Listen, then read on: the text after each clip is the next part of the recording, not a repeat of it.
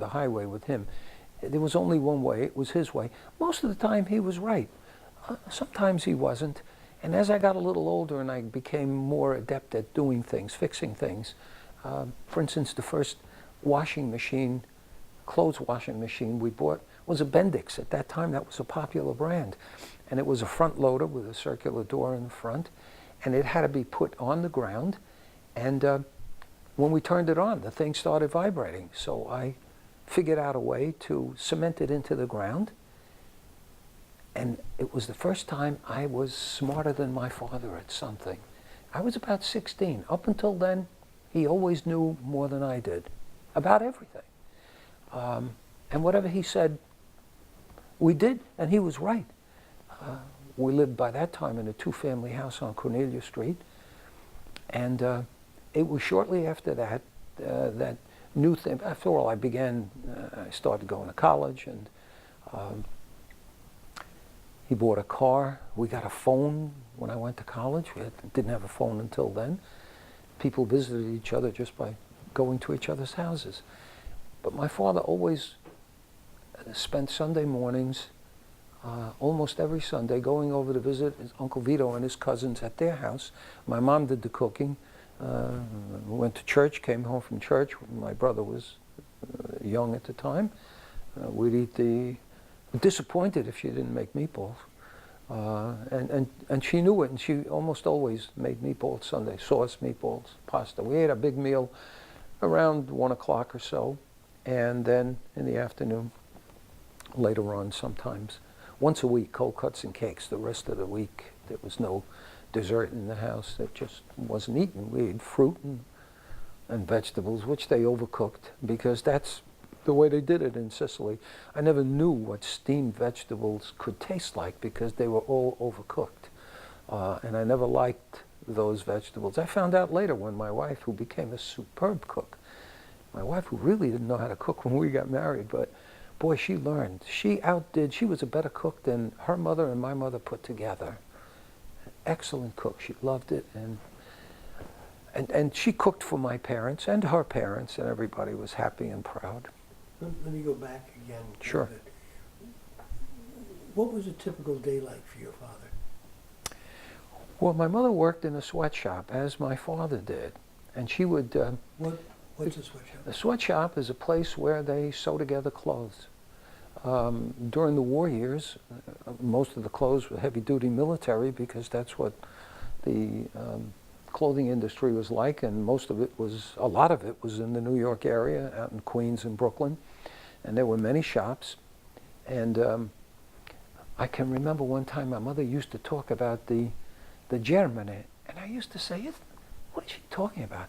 Do they have a German guy in every shop who's making all these people produce at a rapid rate? Turns out she was talking about the shop chairman. And I somehow took years before I figured out what she was talking about. And they used to talk about piecework or work where you got a set salary. And she preferred piecework because she wanted to work harder and faster to make a few more bucks. I mean, those days they made 60 bucks in a week was a big deal. And I used to ask her what she did. And she used to say, Tackenzime. And I used to say, what in the hell is a Tackenzime? What she meant was tack and seam, which was a way to describe the kinds of things they did to put clothes together. They made pants, or for the most part, I guess it was mostly pants. Then along the way, my father went to work for Ripley Clothes in Manhattan, and he used to press pants, and my mother sewed them. When they bought the first car, at my request, I was about 20 at the time, it was a red Plymouth convertible. Beautiful car. Wish I had it now. Let me go back again. Yes. Tell me about your mom. What was she like? Yeah. Tell me about your mom. Okay, I'm going to get to that. And the car part is important because what would happen is she'd get home from work and she would walk home to save the nickel or so, whatever it was on the trolley car. And it was a little inconvenient, but she'd walk home, go to the A&P or somewhere, do some shopping, carry the bags home, and whoever got home first would do the cooking. Some of the cooking was pretty fresh. Some was left over, you know, veal cutlets and what have you, that were warmed up. But when I got home, I would, if it wasn't time, I would quickly get into the car and go pick her up at work. And she loved it because not only could she show off her son who was in college and the nice car that they had bought, but I could pick her up and she didn't have to walk home. So I would drive to the A&P, she'd shop, we'd put the bags in the car, we'd go home, I'd put the car in the garage, and then I didn't know how to cook anything. I mean, I loved to wash the dishes afterwards. I didn't like to dry them, but I would wash the dishes. So it was my job. I never thought of it as being a burden. On Saturdays, the house had to be cleaned. So I would wash windows, and the Venetian blinds had to be wiped. So I wiped the Venetian blinds, I washed the windows. I remember she wanted the floor. We had parquet floors. It was a beautiful two-story, two-family house on Cornelia Street in Ridgewood, right on the border. We always lived on the border of Queens and Brooklyn. And while she was doing whatever work she was doing, she asked me if I could make the floors look good. So I rented a sander and buffer and what have you, and I did the whole house, and then I put the version of polyurethane back in 1951 or 2, whatever it was. And I loved doing it for my mother. She was so proud of the fact that I didn't think of it as being unmanly. Hey, you helped your mother. I mean, it's what you did. There was nothing strange about it. Some mothers didn't ask or expect, but they did, and I never quibbled. It was my job to do it, and I did it.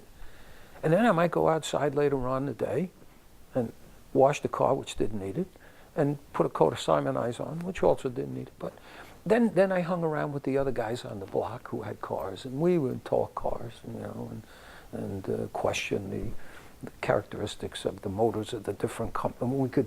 We could sit there, the guys, and listen to cars go by, and we could tell by the sound of the motor what company made the car. It was amazing. We could tell if it was a Chrysler product or a GM or a Ford. And then in those days there were Packards and Studebakers and Nash, and Kaiser and Fraser. There were lots of cars then, Willys. But Mom would always be the house lady, cook, do whatever my father wanted, never argue with him, very occasionally, and reminisce about the fact that they left Sicily when they were in their 20s and never went back. I knew my father as a person who was short-tempered. He would give you what he could. After the Second World War, people would write saying, we are starving. People used to work for him on the farm. We have no anything. And my father would make packages. And my father would send one package with his name, one package with my mother's name, and one package with my name to the people over there. I mean, it's not like he collected it from the Salvation Army. Whatever he could from whatever relatives, he would say, look, I want to send a package to so-and-so. They have nothing. That letter makes you cry. And so he did that. He sent lots of stuff. But if you went up and demanded something of him, you were not likely to get it. So, in fact, I'm going to tell a story now that I rarely tell. But he told me that one time when Zio Baldassare, the first child born of Domenico's second marriage, the one whose son eventually graduated from the Italian West Point and is the youngest general in the Italian army. When he was a young man, came back from the fields, somebody threatened him, and he was told that if he didn't pay up, that they would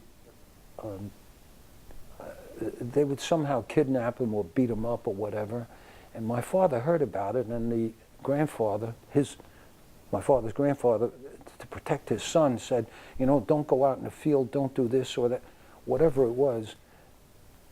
My father said, but when they threatened my grandfather, my father just couldn't tolerate it. So he found out who the guy was.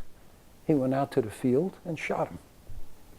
That was Sicilian justice, and nobody did anything, because they knew this guy was an extortionist and a man of terrible character. And he made his living by threatening people and getting money. And my father just He said, you can't threaten my grandfather and my uncle. And he just took it upon himself. When he didn't tell anybody, as far as I know. Went out there, boom, he wasted them, and that was it.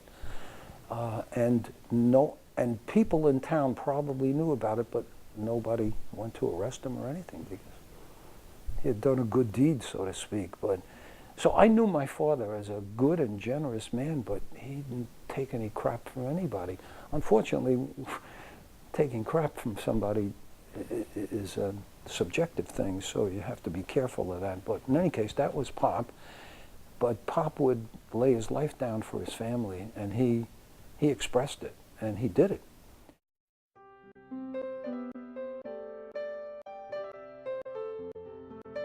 As a kid, I grew up with the Second World War. My heroes were, first hero was Colin Kelly, who piloted the first bomber. I think he was the first pilot to die in the Second World War. He became a national hero, and of course everything American was great, and everything non-American was evil. You know, we didn't speak about the Japanese in Japan. We spoke about the Japs. The newspapers spoke, and the Germans were Nazis or something else, some derogatory term, and the Italians were, I don't know, wops or guineas or whatever. So, and it hurt some because my family, I had relatives in the Italian army serving against the forces that my relatives from here were in the army. It was a terrible time because each one was doing what their country told them to do, and yet they were fighting each other. And the Italians in this country were perplexed because they had pride in what Mussolini was doing to bring Italy up into the modern era, and yet I remember at the beginning Mussolini made fun of Hitler. He was like Mussolini had been in power for years before Hitler came to power, but and then they became allies. The Italians always thought that Mussolini had no choice, and so they used to speak about that. It was in the Italian newspaper. I grew up as a kid, proud of America. I mean, just like cars, I knew all the American planes, the Airacobra and the P-47 Thunderbolt, and all the planes. I knew everything about them. How did it feel in your family? You remember that the Americans were fighting the Italians, and you still had family, big family. Yeah, but when the Americans invaded Italy, they weren't fighting the Italians. They were fighting the Germans who were occupying Italy, because at that time Italy had tried to get out of the war, and so the Italians were no longer allies. There were some who still were. For the most part, the Italians had deserted because they didn't know who the heck they were fighting.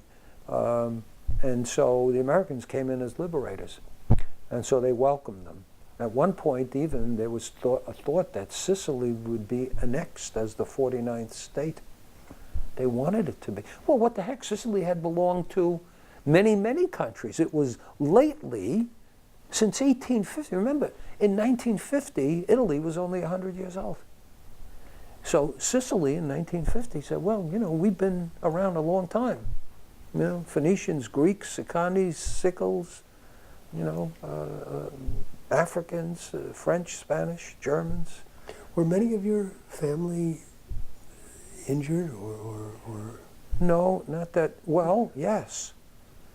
My mother's youngest brother, Pipino, had been a prisoner of the Germans, and he remembers at some point, for whatever reason, they sprinkled acid on his hands, so he had some spots on his hands. Uncle, my mother's brother Baldassare, who was the father of Antonio Di Prima, who was there, Antonino, cousin Nino. He was in the Second World War in Africa, and other relatives who were there, some were actually prisoners of war, and they brought him to America. And he was an Italian prisoner of war, and he meets his sister in New York. And they stayed with the sister, and they were stationed in New Jersey, and they were allowed to come home to be picked up on weekends, dressed in American uniforms, but prisoner of war patch on them. And you know, it was like, what the hell? And it became quite, little by little, it began to sink in that governments are angry at each other, and we people just do what the government tells us. And we're shooting a guy who's got 2 kids and a pregnant wife, and he's shooting at me who just got married and my wife is pregnant, or maybe I'm a young man, and what the hell are we killing each other for? You know, that kind of thought occurred. And so when they came in, my uncle Baldassare, Zio Balda, used to say, he said, what the hell, how are we going to fight? He said, the German trucks were running on Pirelli tires. He said, they gave us 5 rounds of ammunition a day with old rifles. The warehouses were full of boots and our shoes were all worn out. What the hell were we going to fight for? He said, we couldn't, there was nothing. The Germans were well equipped. He said, we didn't have anything. He said, so what kind of a hero could you be? You had no ammunition, you had no improper clothes, and so it was amazing how well they even fought. I remember Rommel had said he thought, I remember there's a quote somewhere, he thought he had seen the best, the most courageous troops in the world when he had seen his German special troops. He said, until he saw the Italian Bersaglieri. The Bersaglieri, the elite Italian southern troops, the ones that wear the black feathers in their helmets, the ones that always double time. They were heroic as far as, you know, the commander told them what to do. They did what they could. They fought as hard as hell. Was there any communication between the family here and the family back there? I mean, there must have been incredible concern about. Absolutely so.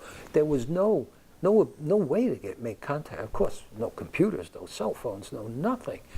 Only mail. And I remember an occasional piece of mail got through, but I don't know how. I think 6 months to a year went by before you heard anything. So my mother was concerned that her parents had died possibly, or brother was killed. She knew she had at least 2 brothers in the war. My father was concerned about his grandparents and his uncle. They had served in World War I, so there was no chance that they would be drafted in World War II.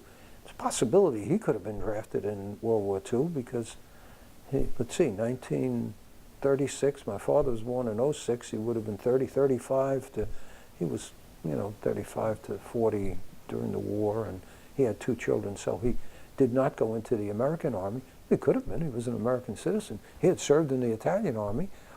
He could have not served, but he did serve because he was drafted and he felt that, he was an Italian essentially, although born in America, and his father had served, so he served in the Army. And he was given some preference because his father was called un eroe d'Italia, a hero of Italy, because he died in the First World War. So he had some schooling privileges, I'm not sure what they were, but he had to go back on the farm and help his grandfather because they had land, and if you didn't plow and reap and harvest and all, the land is useless, and that's what fed them. 1946, 1947, 48. Right. There was this horrific war. Yeah. There were deaths on both sides. Yeah. We lost no close relatives in the war. We were lucky. All of my cousins and my father's cousins, everybody came back. On the other side, the same thing. They all came back. Only the First World War took a toll. So what began to happen is letters started to go back and forth, and packages that my father would make and send to even people who worked on his fields, in his fields for them. He would send packages, and I would mail them out from the post office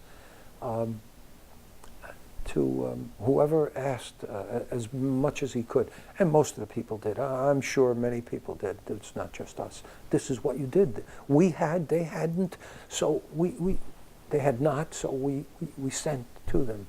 And it was done out of a charitable pity, but an understanding of their plight.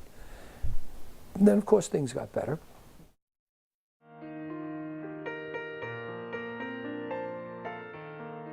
What was life like? I mean, fads, hairstyles? Who are your musical heroes? What did you do as a teenager? I went to school.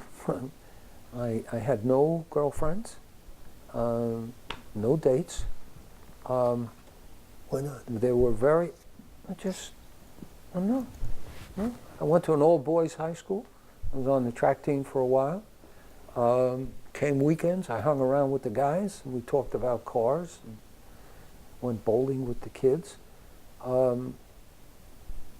I took a distant relative to the high school prom, whose last name was Abruzzo, which is the wife of the first wife of Non Domenico. And she still remained a friend. She's married, lives in Mantua, and we are still friends. And then in college. Did you listen to music? Did you go to dances? Music, you know what? We listened to a lot of, I remember some of the guys got together, and one guy bought an album of Benny Goodman's Swing. And yeah, Swing, Swing, Swing, I think it was swing music for the most part. We listened to the music of the 40s, the late 30s and 40s. There was no rap and no Beatles at the time. The Beatles came around in 1960, so at that time we listened to a lot of ballad, Bing Crosby, and of course some Frank Sinatra. But because the girls like Frank Sinatra a whole lot, we tended not to like him, only because. So Bing Crosby and Perry Como, and of course Frank Sinatra, all ballads, all music you could hum if you listened to, and the words were clear, and the thoughts were pretty clear, and they're pretty simple. And then all the, what did they call that music there? They were like tunes that were jumpy, and put another nickel in the Nickelodeon there. I forgot her name. We listened, television came around, so we spent a good deal of time watching TV. What did you watch? Now, of course, we watched the Ed Sullivan show. Did you have a TV? Yeah, we had a small Hallicrafters TV at the time. That was a brand name, and the thing was only maybe a foot by 8 inches or something like that, with a round tube, but the tops were sort of straight. And they had magnifying glasses that you could put on the front of the tube to watch. And the thing was about, it must have been 2.5 feet long and in a square box. Yeah, and we watched the Show of Shows with, what was his name? Crazy comedian. Can't think of his name right now. And there was Sid Caesar? I'm sorry. No, yeah, Sid Caesar too, but the guy before him, the guy, really nutty guy, he had the most popular show on TV at the time. It was on Channel 4. Anyway, I can't think of his name. Texaco. Can't think of his name right now. I can picture him, but I can't think of his name. Anyway, yeah, we watched a lot of TV. It was great because Sunday night you would watch. The news was 15 minutes at 6 o'clock or 6:30, and it was straight news. I mean, there was no bantering back and forth. You spoke the news. And then there was that fellow, Edward R. Murrow, who was quite popular at the time with a cigarette in his mouth. Milton Berle was the guy I was thinking of on Channel 4. And the channels, all the channels you could get, CBS was 2, NBC was 4, and 5 was I think it was WABD or something like that. It was called the Dumont Network at the time. And 7 was ABC. Then we had 9, 11, and I don't know if we had 12. We had 12, we had 13. 11 was WPIX. I can remember the Ed Sullivan Show wasn't called that at first. It was called something else. Toast of the Town. That was the name of the show. And then it became the Ed Sullivan Show, and Lincoln Mercury was the sponsor. Texaco was the sponsor of Milton Berle. And then he had a short-lived program on Channel 11, WPIX, which was called the Ed Sullivan Show. And then it stopped, discontinued it, and he went and named the show on CBS the Ed Sullivan Show. But originally it was Toast of the Town. And I used to have a short segment showing a town in the United States that he would highlight and drive his Lincoln through. And they were impressive cars in those days. All the cars were impressive. They had mechanical problems often, but they were gorgeous cars. What was your favorite television show? Probably Toast of the Town, because it was funny and we got off the show. I mean, it was, I think, weekly, Tuesday nights or something like that. I don't remember.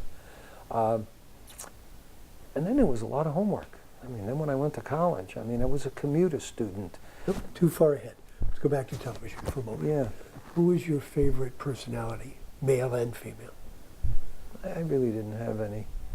I remember at the time, occasionally when we would flip the channels, on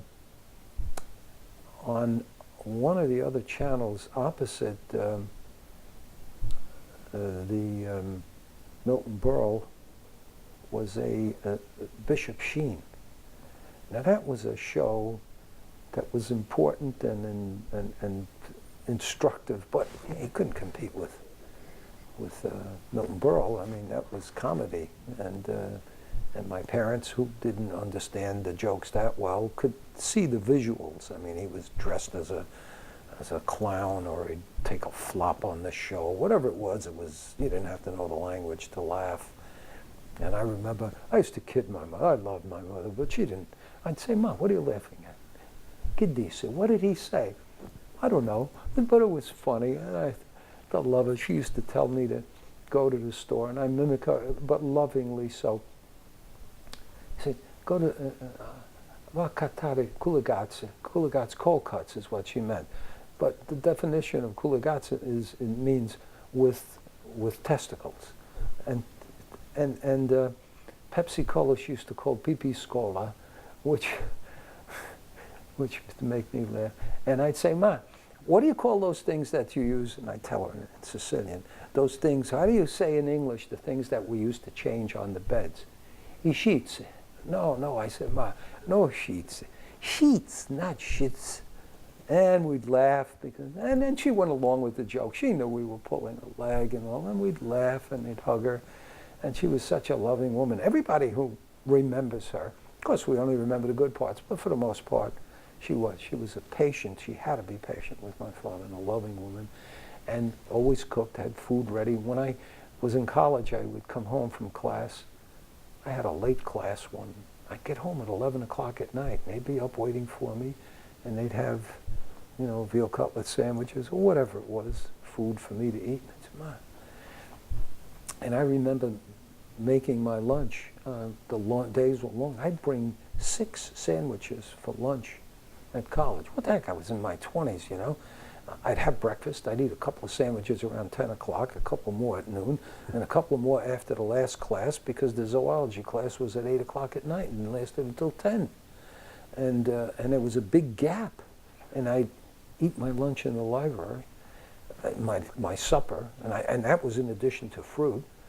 And we didn't carry water bottles around then. Water bottles became current. About 10 years ago, everybody started carrying water bottles around.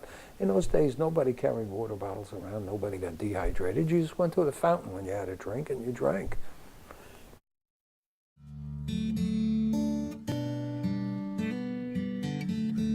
I went 4 years to St. Bridget. I graduated from St. Bridget's.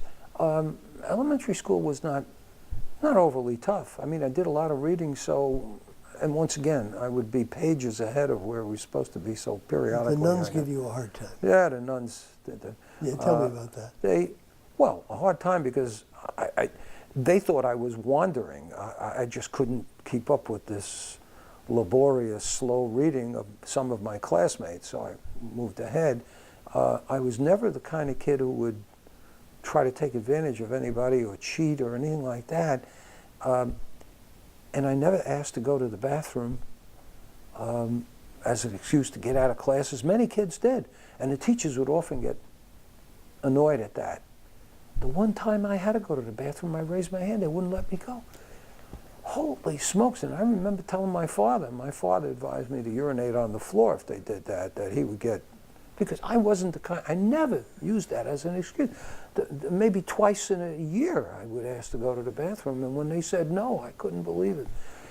I remember one time some poor guy, one of the students, had a urinary tract problem. Maybe he had an infection, and I could see a stream of urine rolling down the floor. The seats were on wooden planks, and it was embarrassing. And kids, you know, we didn't know. We were giggling, laughing, and all. And the teacher was trying to keep things. That poor kid, he must have felt terrible. I remember that. I can remember when I was in school one day, the nuns. They were mostly nuns then. There were some secular teachers, but the schools were filled with nuns, sisters. They were the Sisters of Mercy. They asked us all to go to the auditorium, or to kneel in place and to pray, because the Allies were bombing Rome, or they thought that they might. And Rome was supposed to be an open city where they wouldn't do that. And we were praying that they would not bomb St. Peter's and some of these magnificent structures which had been there for hundreds of years, thousands, well, not thousands, but close to it. And I can remember that. And then, of course, I remember the joy when I was still in grammar school when the war ended, 1946 and 45, actually, and I graduated in 46, and the joyous events and the celebrations and the parties of all those who came home. On many blocks, almost every block, but at least in my area, almost every block, there was a blank wall with a wooden plaque, a large one, with the names of the soldiers who had been drafted, the civilians that had been drafted or volunteered for the Army, their name and rank as best they could keep up to date with, and then occasionally a star next to the name. Gold star.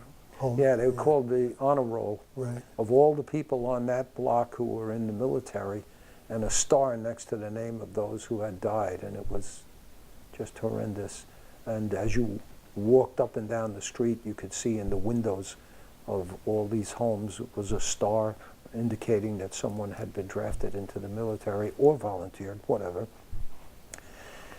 But then after a few years, those honor rolls came down, and everybody got back to building Levittown and homes and families, and not that the war was forgotten, but we're into enjoying what the peace brought to the United States.